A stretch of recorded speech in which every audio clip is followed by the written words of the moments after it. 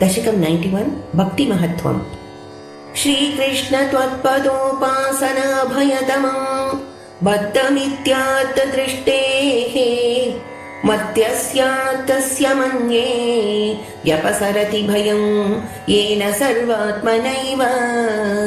यत्तावत्त्वत्प्रणीतानिह भजनविधिनास्थितो मोहमार्गे दावन्नप्यावृताक्षः स्खलति न कुहचित् देवदेवाखिलात्मन् भूमन् कायेन वाचा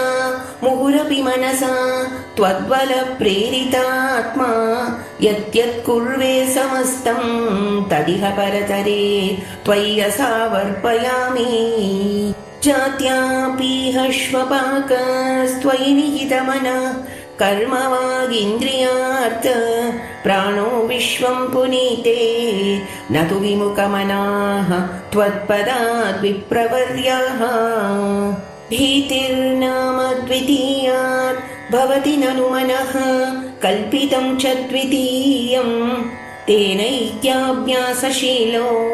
हृदयमिह यथा शक्तिबुद्ध्या निरुन्द्या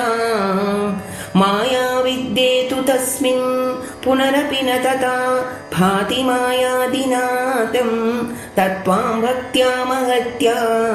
सततमनुभजन्नीश भीतिं विजह्याम् भक्तेरुत्पत्तिवृत्ति तव चरणजुषां सङ्गमेनैव पुंसाम् आसाद्ये पुण्यभाजां श्रिय इव जगति श्रीमतां सङ्गमेन तत्सङ्गो देव भूयात् मम खलु सततं तन्मुखादुन्मिषद्भिः त्वन्माहात्म्यप्रकारैः भवति स सुदृढा भक्तिरुद्धूतपापा श्रेयो मार्गेषु भक्तावधिक बहुमतिर्जन्म कर्माणि भूयः गायन् क्षेमानि नामान् अपि तदुभयतः प्रद्रुतं प्रद्रुतात्मा उद्यत्ता स कदाचित् कुहचिदपि रुदन् क्वापि गर्जन् प्रगायन् उन्मादीव प्रणुत्यन् अयि कुरु करुणां लोकबाह्यश्वरेयम् भूतान्येतानि भूतात्मकमपि सकलं पक्षिमत्स्यान् मृगादीन् मत्यान् मित्राणि शत्रून् अभियमितमिति त्वन्मया ज्ञानमानि त्वत्सेवायां हि सिद्ध्येन्मम तव कृपया भक्तिदार्ढ्यं विरागः त्वत्तत्त्वस्यावबोधोऽपि च भुवनपते यत्नभेदं विनैव नो मुह्यन् शुत्रुडाद्यैः भवसरणिभवैः त्वन्नीनाशयत्वात् चिन्ता सातत्यशाली निमिषलवमपि त्वत्पदादप्रकम्पः इष्टानिष्टेषु तुष्टि व्यसनविरहितो मायिकत्वावबोधात् ज्योत्स्नाभिस्त्वन्न केन्दोरधिकशिशिरितेनात्मना सञ्चरेयम् भूतेष्वेषु त्वदैक्य स्मृतिसमधिगतौ नाधिकारोऽधुना चेत् त्वत्प्रेम त्वत्कमैत्री जडमतिषु कृपा वित्सु भूयादुपेक्षा अर्चायां वासमर्चा कुतुकमुरुतर श्रद्धया वर्धतां मे त्वत्संसेवी तथापि धृतमुपलभते भक्तलोकोत्तमत्वम् आवृत्य त्वत्स्वरूपं क्षितिजलमरुताद् आत्मना विक्षिपन्ति तीवान् भूयिष्ठकर्मा वलिविवशगतीन् दुःखजाले क्षिपन्ति त्वन्मायामाभिभून्मायि भुवनपते कल्पते तत्प्रशान्तैः त्वत्पादे भक्तिरेव त्यवददै विभो सिद्धयोगी प्रबुद्धः दुःखानालोक्य जन्तुष्वलमुदितविवेकोऽहमाचार्यवर्यात् लब्ध्वा त्वद्रूपतत्त्वं गुणचरितकथात्युद्भवत् भक्तिभूमा मायामेनां तरित्वा परमसुखमये त्वत्पदे मोदिता हे तस्यायं पूर्वरङ्गः पवनपुरपते नाशया शेषरोगान् गोपिका जीवनस्मरणं गोविन्द गोविन्द नारायण अखिलगुरु भगवन्नमस्ते। दशकं 92 कर्ममिश्रभक्तिः। वेदैः सर्वाणि कर्माण्यफलपरतया वर्णितानीति बुद्ध्वा तानि तैरर्पितान्येव हि समनुचरन् यानि नैष्कर्म्यनीश मा भूद्वेदैर्निषिद्धे कुहचिदपि मनः कर्म वाचा प्रवृत्तिः दुर्वर्जं चेदवाप्तं तदपि खलु भवत् अर्पये चित्प्रकाशे यस्त्वन्यः कर्मयोगः तव भजनमया तत्र चाभीष्टमूर्तिं हृद्यां सत्त्वैकरूपां हृषदि हृदि क्वापि वा भावयित्वा पुष्पैर्गन्धैर्निवेद्यैरपि च विरचितैः शक्तितो भक्तिपूतैः नित्यं वर्यां सपर्यां विदददै विभो त्वत्प्रसादं भजेयम् स्त्रीशूद्रस्त्वत्कथादि श्रवणविरहिता आसतां ते दयार्हा त्वत्पादासन्नयातान् द्विजकुलजनुषो हन्त शोचाम्यशान्तान् वृत्त्यर्थं ते यजन्तो बहुकथितमपि त्वामनाकर्णयन्तो दृप्ता विद्याविजात्यै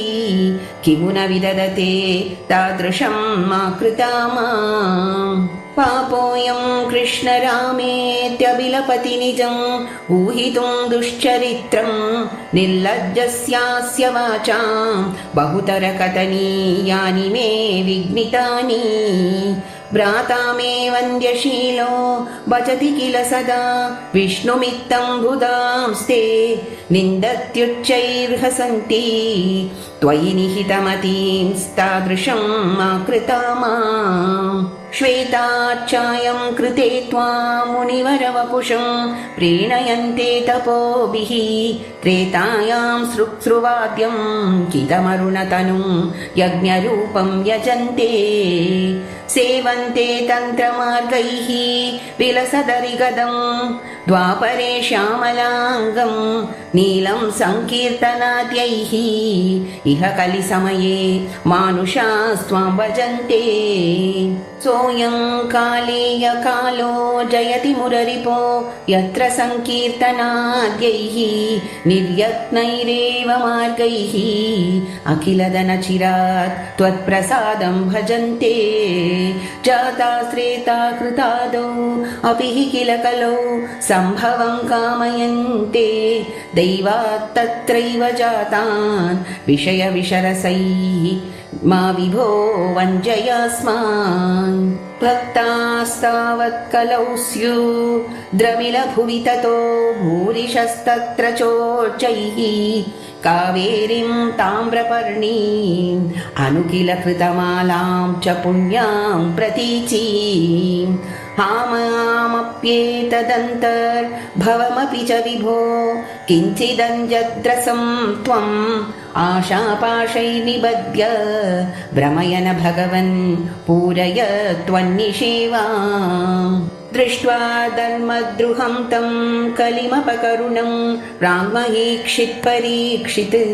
हन्तुं याकृष्टखड्गोऽपि न विनिहतवान् सारवेदी गुणांशात् त्वत्सेवाद्याशु सिद्ध्येत् असदिह न तथा त्वत्परे चैषभीरुः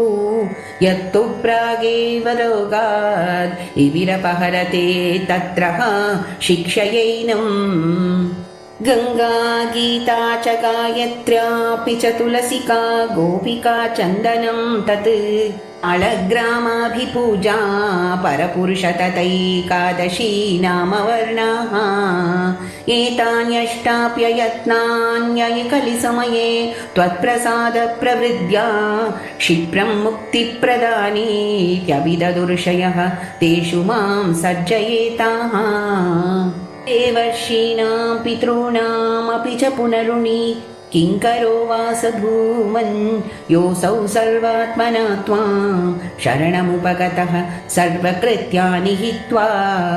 तस्योत्पन्नं विकर्म्यापकिलमपनुदास् एव चित्तस्थितस्त्वं तन्मे पापोत्ततापान् पवनपुरपते रुण्डिभक्तिं प्रणीयाः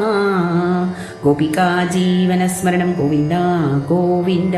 नारायण अखिल गुरु भगवन् नमस्ते। दशकं 93 चतुर्विंशति गुरवः बन्धुस्नेहं विजह्यां तव हि करुणया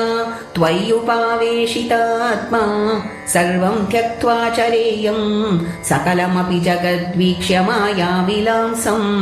नानात्वाद् भ्रान्तिजन्यात् सति खलु गुणदोषावबोधे विधिर्वा व्यासेधो वा कथं तौ त्वयि निहितमतेर्वीतवैषम्यबुद्धेः क्षुतृष्णालोपमात्रे सततकृतधियो जन्तवः सन्त्यनन्ताः तेभ्यो विज्ञानवत्वात् पुरुष इह वरः तज्जनिर्दुर्लभैव तत्राप्यात्मात्मनस्यात् सुहृदपि च रिपु यस्त्वयि न्यस्तचेताः तापोचित्तेरुपायं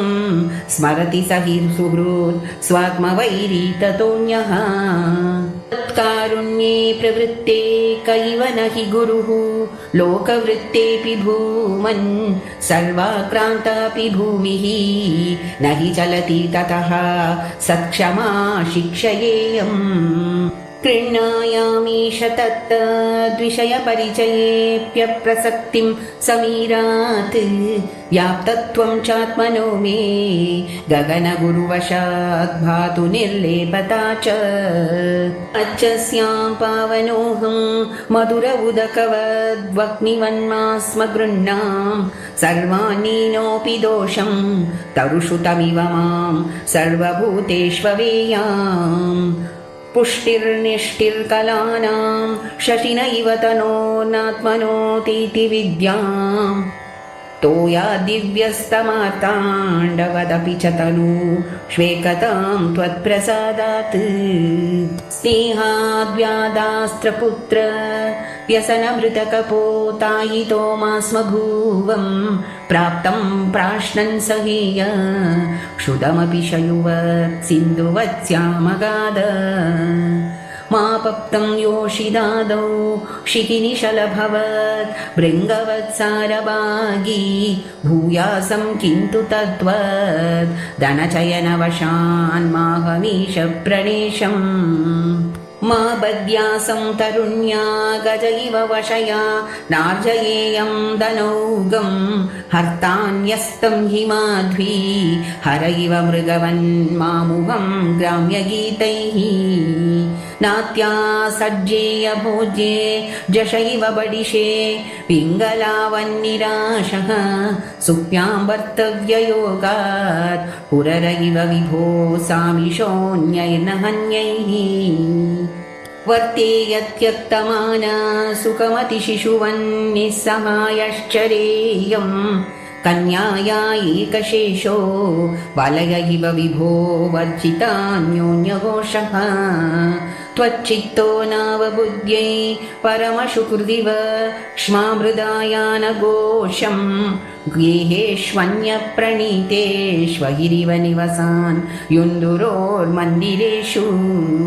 त्वय्येव त्वत्कृतं तं क्षपयसि जगदित्यूर्णनाभात् प्रतीयां त्वच्चिन्ता त्वत्स्वरूपं कुरुत इति दृढं शिक्षये पेशकारात्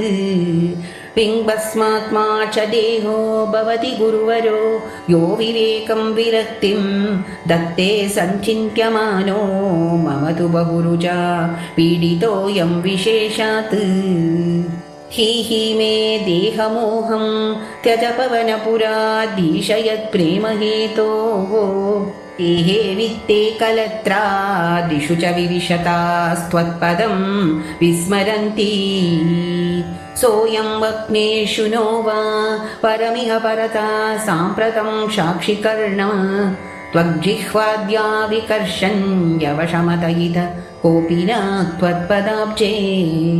दुर्वारो देहमोहो यदि पुनरधुना तर्हि निःशेषरोगान्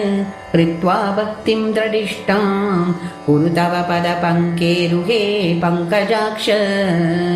नूनं नाना भवान्ते समधिगतमिमं मुक्तिदं विप्रदेहं क्षुद्रेहा हन्त मामा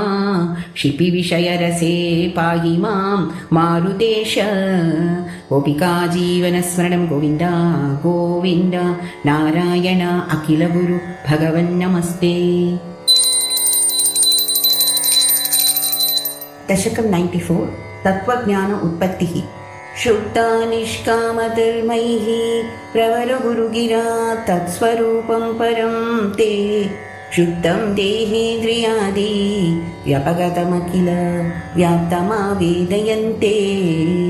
नानात्वास्तौल्यकाश्यात् दितुगुणजवपु सङ्गतोऽध्यासितं ते वक्मेर्दारुप्रभेदेष्विव महदहुता दीप्ततां शान्ततादी आचार्याख्याधरस्तारणिसमनुमिला शिष्यरूपोत्तरारण यावेद्योद्भासितेन स्फुटतरपरिबोधाग्निना दह्यमाने कर्मालिवासना तत्कृततनुभुवन भ्रान्तिकान्तारपूरे दाह्याभावेन विद्या शिखिनि च विरते त्वन्मयी कल्पवस्था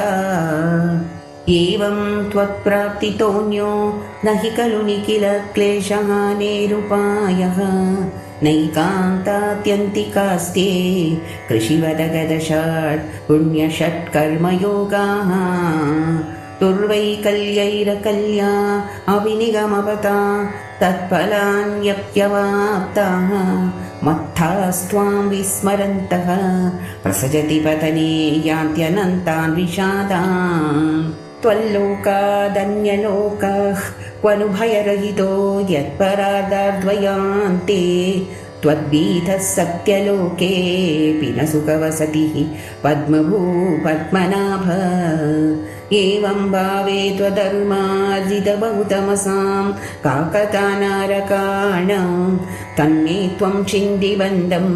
वरदकृपणबन्धो कृपापूरसिन्धो यातार्त्या त्वन्मयस्यैव हि मम न विभो वस्तुतो बन्धमोक्षौ मायाविद्यातनुव्यां तव तु विरचितौ स्वप्नबोधोपमौ तौ बद्धे जीवद्विमुक्तिं गतवती च विदा तावती तावदेको भुङ्क्ते देहद्रुमस्थो विषयफलरसान् न परो निर्व्यतात्मा जीवन्मुक्तत्वमेवं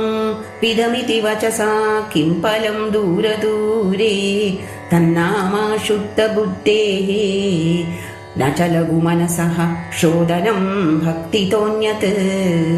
तन्मे विष्णो कृषीष्टः त्वयि कृतसकलप्रार्पणं भक्तिभारं येन स्यां मंक्षु किञ्चित् गुरुवचनमिल त्वत्प्रबोधस्तदात्मा शब्दब्रह्मण्यपीह प्रयतितमनसः त्वां न जानन्ति केचित् कष्टं मन्द्यश्रमास्ते चिरतरमिह गां बिभ्रते निष्प्रसूतिं यस्यां विश्वाभिरामाः सकलमलहराः दिव्यलीलावताराः सच्चित्सान्द्रं च रूपं तव न निगदितं तां न वाचं प्रियासं यो यावान् यादृशो वा त्वमिति किमपि नैवावगच्छामि भूमन् एवं चानन्यभाविः त्वदनुभजनमेवाद्रिये चैद्यवैरिन् पल्लिङ्गानां त्वदङ्घ्री प्रियजनसदसां दर्शनस्पर्शनादिः भूयान्मे त्वत्प्रपूजा नतिनुति गुणकर्मानुकीर्त्यादरोऽपि यद्यल्लभ्येत तत्तव समुपहृतं देवदासोऽस्मि तेऽहं त्वद्गेहोन्मार्जनाद्यं भवतु मम मुहुः कर्म निर्मायमेव सूर्याग्नि ब्राह्मणात्मा दिशु लसितचतुर्बाहुमाराधये त्वां त्वत्प्रेमार्धत्वरूपो मम सततमभिष्यन्दतां भक्तियोगः ऐक्यं ते दानहोम व्रतनियमतपः साङ्ख्ययोगैर्दुरापम् त्वत्सङ्गेनैव गोप्य किल सुकृतितमा प्रापुरानन्दसान्द्रम् भक्तेष्वन्येषु भूय स्वपि बहुमनुषे भक्तिमेव त्वमासां तन्मे त्वद्भक्तिमेव दृढय हरगदान् कृष्णवातालयेश गोपिका जीवनस्मरणं गोविन्द गोविन्द नारायण अखिल गुरु भगवन्नमस्ते। दशकं 95 ध्यानयोगः। आदौ हैरण्यगर्भीं तनुमविकलजीवात्मिकामस्तितस्त्वं जीवत्वं प्राप्य माया गुणगणखचितो वर्तसे विश्वयोने तत्रोद्वृद्देन सत्त्वेन तु गुणयुगलं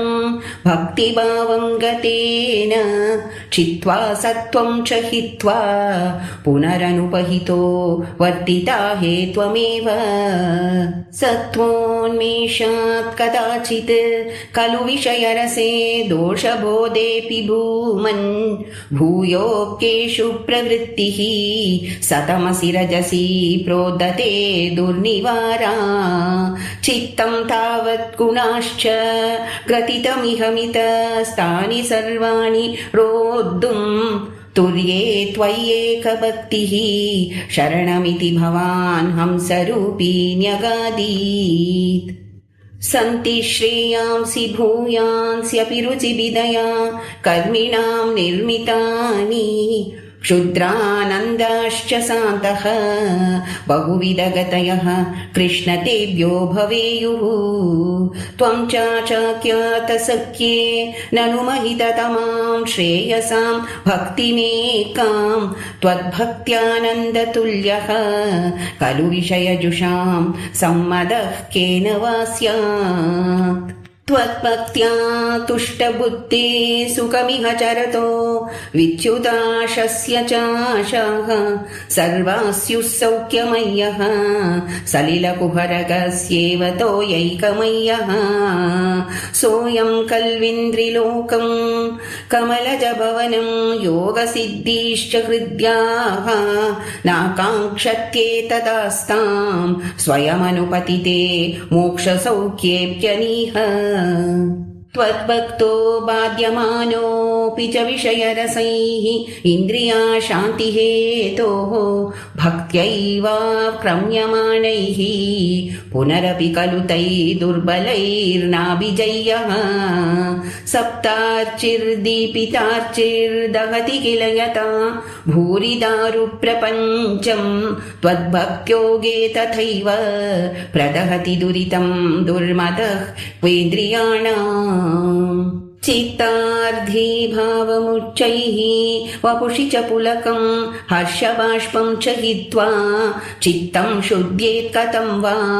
किमु बहुतपसा विद्यया पीतभक्तेः त्वद्गाथास्वादसिद्धाञ्जनसततमरी मृज्यमानोऽयमात्मा चक्षुर्वत्तत्त्वसूक्ष्मं भजति न तु तथाभ्यस्तया तर्ककोट्या ध्यानं ते शीलयेयं समतनुसुखबद्धासनो नासिकाग्र न्यस्ताक्षपूरकाद्यैर्जितपवनपतश्चित्तपद्मं त्ववाञ्छम् ऊर्ध्वाग्रं भावयित्वा रविविदुषिकिनः संविचिन्त्योपरिष्टात् तत्र स्तं भावये त्वां सजलजलधर श्यामलं कोमलाङ्गम् आनीलक्ष्लक्ष्णकेशं ज्वलितमकरसत्कुण्डलं मन्दहास स्यन्दाद्रं कौस्तुभश्री परिगतवनमालोरुहाराभिरामम् श्रीवत्साङ्कं सुबाहुः मृदुलसदगरं काञ्चनच्छायचेलं चारुस्निग्धोरुवम्बोरुह ललितपदं भावयेऽहं भवन्तम् सर्वाङ्गेष्वङ्गरङ्गत् कुतुकमिति मुहुर्धारयन्नीश चित्तम् तत्राप्येकत्र युञ्जे वदनसरसिजे सुन्दरे मन्दहासे तत्रालीनं तु चेत परमसुखचिदद्वैतरूपे वितन्वन् अन्यन्नो चिन्तयेयं मुहुरिति समुपारूढयोगो भवेयम् इत्थं त्वद्ध्यानयोगे सति पुनरणिमाद् यष्टसंसिद्वयस्ताः दूरश्रुत्यादयोऽपि ह्यहमहमिकया सम्पतेर्युर्मुरारे त्वत्सम्प्राप्तौ विलम्बामहमखिलमिदं